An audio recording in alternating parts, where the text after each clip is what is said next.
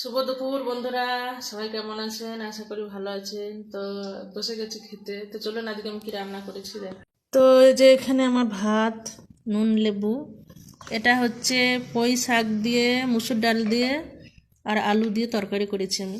ঝোল ঝোল করে তরকারি করেছি রসুন ফোড়ন দিয়ে। আর এটা হচ্ছে কাতলা মাছ, আলু দিয়ে, বড়ি দিয়ে, টমেটো দিয়ে, ঝালটক ঝালটক। আর এখানে আছে কাতলা মাছের তেল, কালকে নিয়ে এসেছিলাম।